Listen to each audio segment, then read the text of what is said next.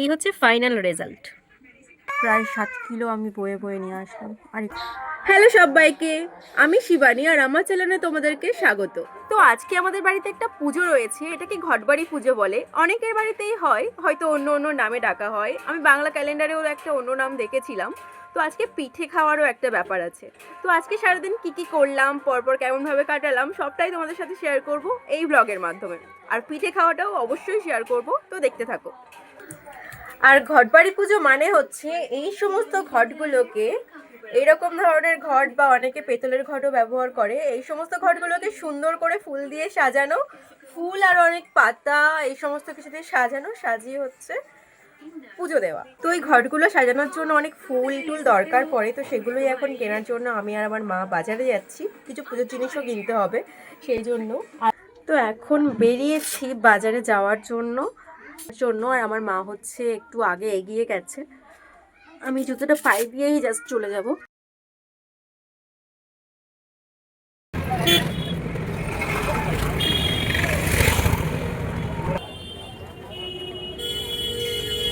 শুকিয়ে শুকিয়ে গেছে না? এই প্যাকেটটা নিয়ে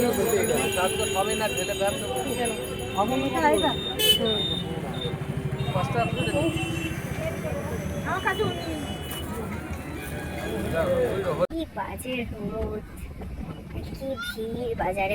তো এখন হচ্ছে বাজার থেকে বাড়িতে যাচ্ছি। আজকে বাজারে ভীষণ ভিড় হয়েছিল, একটুখানি যেতেই কতটা করে টাইম লেগে যাচ্ছিল বলো।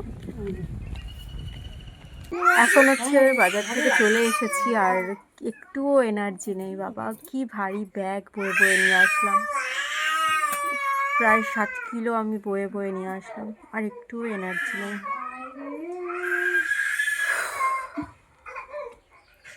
খাবার জল পুকুরের পাড় থেকে তুলে আনলে ভালো। হ্যাঁ, টাকা ফাইন নেবে।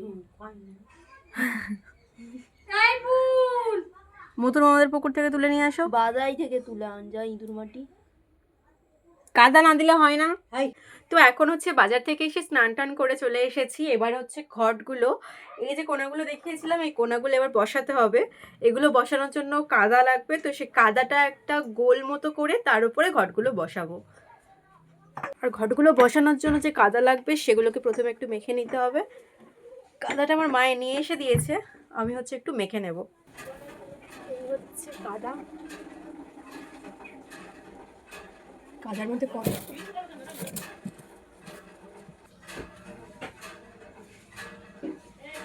এত লাইট জ্বলছে তাও এখানে আলো কম হচ্ছে, এটা জ্বালাতেই হবে। হ্যাঁ এবারে ঠিক আছে।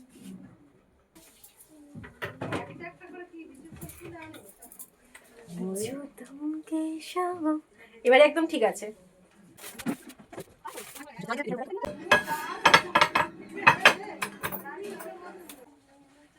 ছোট ছোট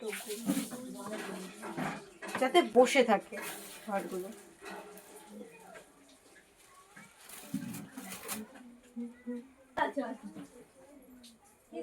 ফল হয় না।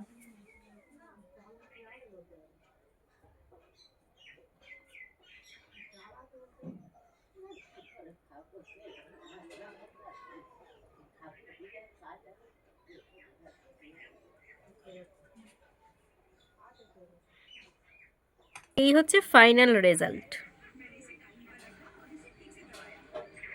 এখানে পুজোর জোগাড় আমার অলমোস্ট কমপ্লিট হয়ে গেছে। এবার হচ্ছে ঠাকুর মশাই আসার অপেক্ষা। এখন হচ্ছে আমার মা এখানে প্রথম জল দিচ্ছে। দাও। নির্ধনের ধন হয়, অপুত্রের পুত্র হয়। এখন হচ্ছে 1টা বা 1:30 মতো বাজে হয়তো। এর মধ্যে পুজোও হয়ে গেছে আর আমাদের উপোস ভাঙার সময় হয়ে গেছে। এটাকে মেনলি উপোস বলে না, 12টা 1টা পর্যন্ত আমি নর্মালি না খেয়ে থাকি। তো এখানে সাবু আর হচ্ছে তার সাথে চিনি। পূজার প্রসাদও খেয়েছি, এবার হচ্ছে সাবু আর চিনির পালা। বাঙালি মানেই হচ্ছে উৎসব, আর উৎসব মানেই হচ্ছে খাওয়া দাওয়া। কিন্তু এই শীতকালের সময় যে সমস্ত পুজো পার্বণগুলো হয় আর সেখানে যে পিঠেগুলো হয়, সেই খাওয়া দাওয়াগুলো অন্যরকম লেভেলের। মানে প্রত্যেক উৎসবের থেকে বোধহয় এগুলোই বেশি সবার ভালো লাগে। দুপুরবেলা খাওয়া দাওয়ার পর একটু ঘুমিয়ে পড়েছিলাম আর এখন প্রায় 5টা মতো বাজে। আমার মা যতক্ষণ না উঠবো ততক্ষণ ডেকেই যাচ্ছিল, কারণ চাল গুঁড়ো করতে হবে, তারপর পিঠে করার ব্যাপার আছে। তো এখন চালটা গুঁড়ো করে নিই। এখানে হচ্ছে আমার পিঠের জন্য চাল গুঁড়ো করা কমপ্লিট হয়ে গেছে। এখানে আরও কিছুটা ছিল, আমার মা নিয়ে নিয়েছে। তো ওখানে উনি পিঠে করতে শুরুও করে দিয়েছে। প্রথমে হচ্ছে সরু চুবলি হবে, তারপরে আরও কিছু পিঠে হবে। ভেবেছিলাম এখন ইউটিউবে যে পিঠেটা সব থেকে বেশি ভাইরাল হচ্ছে, মানে ওই যে একটা সব চালের গুঁড়ো নারকেল একসাথে দিয়ে ভাতের হাঁড়ির উপরে দিয়ে একটা ভাপা পিঠে টাইপের, কিন্তু ওই যে ঘুমিয়ে পড়েছিলাম সেজন্য ওটা আর আজকে হবে না। তো দেখো আর কি কি পিঠে হয়। এখানে হচ্ছে আমার পিঠের জন্য চাল গুঁড়ো করা কমপ্লিট। হয়ে গেছে। আর ওখানে আমার মা অলরেডি পিঠে, এটা আর বলবো না, দেখালো। আসলে বিষয়টা হচ্ছে এই পুজোর সময় প্রথমে যে পিঠে করা হবে সেই পিঠেটা দিয়ে হচ্ছে ঘটের সাথে, মানে ওই যে কোনাগুলো যেগুলোকে পুজো করছিলাম ওগুলোর সাথে দিয়ে কোনাগুলো পুকুরে গিয়ে ডুবিয়ে দিয়ে আসতে হবে। তো আমার মা হচ্ছে প্রথমে একটা পিঠে করবে, সেটা নিয়ে ঘটগুলোতে প্রথমে দিতে হবে, তারপর হচ্ছে পুকুরে গিয়ে ভিজিয়ে দিয়ে আসতে হবে। আর পরের দিন সকালবেলা ওই ঘটগুলোকে তুলে নিয়ে আসতে হবে। ভালো গামছা তো, ভালো গামছা ঢাক থেকে শুধু এরকম এই ধার থেকে মাঝখান থেকে ছেঁড়া আছে না, ফুটোই থেকে।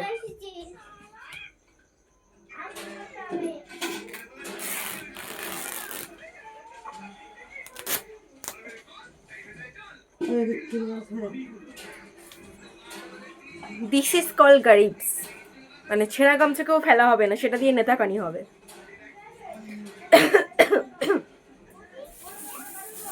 আসলে এই পুজোর একটা নিয়ম রয়েছে যে এই পুজোর দিন প্রথমে যে পিঠেটা হবে, আসলে এই পুজোর একটা নিয়ম রয়েছে, এই পুজোর দিন যে পিঠেটা প্রথমে হবে সেই পিঠেটাকে ওই যে ঘটগুলো পুজো করছিলাম ওগুলোর উপরে দিয়ে সেই ঘটগুলো নিয়ে পুকুরে ভিজিয়ে দিয়ে আসতে হবে।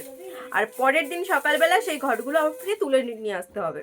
এই জন্যই আমার মা প্রথমে যে পিঠেটা করেছে সেটা নিয়ে এখন যাব কোনাগুলোকে ওখানে ডুবিয়ে দিতে। প্রথমে এই সরু চুবলিটাই হয়েছে, এটাই ঘটের উপরে দিয়ে ঘরটাকে ভাসানো হবে। এই যে আমাদের সেই ঘরটা ছিল, ফুল বেশি হয়েছিল বলে পুরো ফুল দিয়ে ভর্তি করে দিয়েছি। ধর শাঁখ নিয়ে যাবি তো, শাঁখটা বাজাতে হবে। আমি তো শাঁখ বাজাতে পারি না। তুই কি বলিস? যেতে পারি, আমি কাশি বাজাতে পারি। যা শাঁখটা নিয়ে আয়।